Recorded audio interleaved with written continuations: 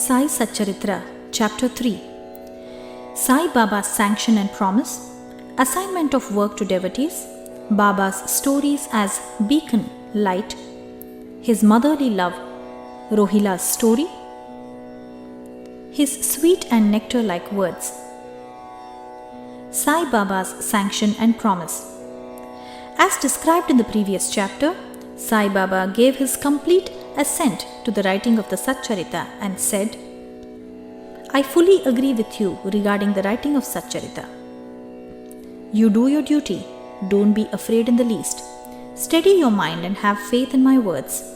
If my Leelas are written, the avidya or nescience will vanish, and if they are attentively and devoutly listened to, the consciousness of the worldly existence will abate, and strong waves of devotion and love will rise up. And if one dives deep into my Leelas, he would get precious jewels of knowledge.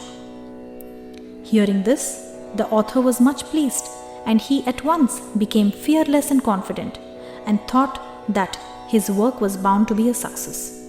Then, turning to Sharma, that is Madhavrao Deshpande, Sai Baba said, If a man utters my name with love, I shall fulfill all his wishes, increase his devotion. And if he sings earnestly my life and my deeds, him I shall beset in front and back and on all sides. Those devotees who are attached to me, heart and soul, will naturally feel happiness when they hear these stories. Believe me that if anybody sings my Leelas, I will give him infinite joy and everlasting contentment. It is my special characteristic to free any person who surrenders completely to me and who does worship me faithfully and who remembers me and meditates on me constantly. How can they be conscious of worldly objects and sensations who utter my name, who worship me, who think of my stories and my life, and who thus always remember me? I shall draw out my devotees from the jaws of death. If my stories are listened to, all the diseases will be got rid of. So, hear my stories with respect and think and meditate on them, assimilate them. This is the way of happiness and contentment. The pride and egoism of my devotees will vanish. The mind of the hearers will be set at rest, and if it is wholehearted and complete faith, it will be one with supreme consciousness. The simple remembrance of my name as Sai Sai will do away with sins of speech and hearing. Different works assigned to devotees. The Lord entrusts different works to different devotees. Some are given the work of building temples and mutts, or ghats, that is, flight of steps on rivers. Some are made to sing the glories of God. Some are sent on pilgrimages. But to me was allotted the work of writing the Satcharitra. Being a jack of all trades but master of none, I was quite unqualified for this job. Then why should I undertake such a difficult job?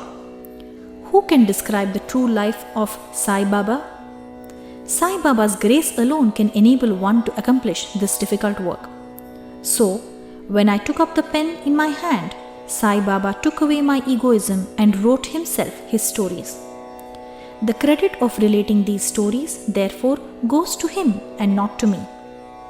Though Brahmin by birth, I lacked the two eyes, that is, the sight or vision of Shruti and Smriti, and therefore I was not at all capable of writing the Satcharitra. But the grace of the Lord makes a dumb man talk, enables a lame man to cross a mountain. He alone knows the knack of getting things done as he likes. Neither the flute nor the harmonium knows how the sounds are produced. This is the concern of the player. The oozing of Chandrakant jewel and the surging of the sea are not due to the jewel and the sea, but to the rise of the moon. Baba's stories as beacon, light. Lighthouses are constructed at various places in the sea to enable the boatmen to avoid rocks and dangers and make them sail safely. Sai Baba's stories serve a similar purpose in the ocean of worldly existence. They surpass nectar in sweetness and make our worldly path smooth and easy to traverse. Blessed are the stories of the saints. When they enter our hearts through the ears, the body consciousness or egoism and the sense of duality vanish. And when they are stored in the heart, doubts fly out to all sides. Pride of the body will fall, and wisdom will be stored in abundance. The description of Baba's pure fame and the hearing of the same with love will destroy the sins of the devotee, and therefore this is the simple sadhana for attaining salvation. The sadhana for Krita age was Shamadama, tranquility of mind and body. For Treta age, sacrifice. For Dwapara, worship. And for Kali, that is the present age, it is singing of the name and glory of the Lord. This last sadhana is open to all the people of the 4 varnas, Brahmins, etc. The other sadhanas, that is yoga, yajna or sacrifice, dhyana or meditation, and dharana or concentration, are very difficult to practice. But singing and hearing the stories and the glory of the Lord, that is Sai Baba, is very easy. We have only to turn our attention towards them. The singing and listening of the stories will remove the attachment to the senses and their objects, and will make the devotees dispassionate, and will ultimately lead them to self-realization. With this end in view, Sai Baba made me or helped me to write his stories, Satcharitamrita. The devotees may now easily read and hear these stories of Sai Baba, and while doing so, meditate on him, his form, and thus attain devotion to Guru and God, Sai Baba, to get detachment and self-realization. In the preparation and writing of this work, Satcharitamrita, it is Sai Baba's grace which has accomplished everything, making use of me as a mere instrument. Motherly love of Sai Baba. Everybody knows how a cow loves her infant calf. Her udder is always full, and when the calf wants milk and dashes at the udder, out comes the milk in an unceasing flow. Similarly, a human mother knows the wants of her child and feeds it at her breast in time. In case of dressing and adorning the child, the mother takes particular care to see that this is well done. The child knows or cares nothing about this, but the mother's joy knows no bounds when she sees her child beautifully dressed and adorned. The love of mother is peculiar, extraordinary and disinterested, and has no parallel. Sadgurus feel this motherly love towards their disciples. Sai Baba had this same love towards me, and I give an instance of it below. In 1916 AD, I retired from government service. The pension that was settled in my case was not sufficient to maintain my family decently. On Guru Purnima, that is 15th of Ashada, day of that year, I went to Shirdi with other devotees. There, Mr. Anna Chinchanikar, of his own accord, prayed to Baba for me as follows. Please look kindly on him. The pension he gets is quite insufficient. His family is growing. Give him some other appointment. Remove his anxiety and make him happy. Baba replied, he will get some other job, but now he should serve me and be happy. His dishes will be ever full and never empty. He should turn all his attention towards me and avoid the company of atheists, irreligious and wicked people. He should be meek and humble towards all and worship me heart and soul. If he does this, he will get eternal happiness. The question, who is he whose worship is advocated, is already answered in a note on who is Sai Baba in the prologue at the beginning of this work. Rohila's story. The story of the Rohila illustrates Sai Baba's all-embracing love.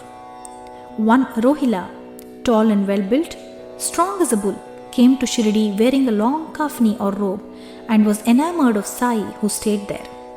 Day and night, he used to recite in a loud and harsh tone the kalma or verses from Holy Quran and shout Allahu Akbar, that is, God is great. Most people of Shirdi were working in their fields by day, and when they returned to their homes at night, they were welcomed with the Rohila's harsh cries and shouts. They could get no sleep and felt much trouble and inconvenience. They suffered in silence this nuisance for some days, and when they could stand it no longer, they approached Baba and requested him to check the Rohila and stop the nuisance. Baba did not attend to their complaint. On the contrary, Baba took the villagers to task and asked them to mind their own business and not the Rohila. He said to them that the Rohila had got a very bad wife, a Zantipi, who tried to come in and trouble the Rohila and himself. But hearing the Rohila's prayers, she dared not enter, and they were at peace and happy. In fact, the Rohila had no wife, and by his wife, Baba meant Durbuddhi, that is, bad thoughts. As Baba liked prayers and cries to God better than anything else, he took the side of the Rohila and asked the villagers to wait and suffer the nuisance, which would abate in due course. Baba's sweet and nectar-like words. One day at noon, after the Arati, devotees were returning to their lodgings when Baba gave the following beautiful advice. Be wherever you like, do whatever you choose. Remember this well, that all what you do is known to me. I am the inner ruler of all and seated in their hearts. I envelop all the creatures, the movable and immovable world. I am the controller, the Vayapulla of the show of this universe. I am the mother, origin of all beings, the harmony of three gunas, the propeller of all senses, the creator, preserver and destroyer. Nothing will harm him who turns his attention towards me, but Maya will lash or whip him who forgets me. All the insects, ants, the visible, movable and immovable world is my body or form. Hearing these beautiful and precious words, I at once decided in my mind to serve no man henceforward, but my Guru only. But the reply of Baba to Anna Chinchanika's query, which was really mine, that I would get some job, began to revolve in my mind, and I began to think whether it would come to happen. As future events showed, Baba's words came true and I got a government job, but that was of short duration. Then I became free and solely devoted myself to the service of my Guru Sai Baba.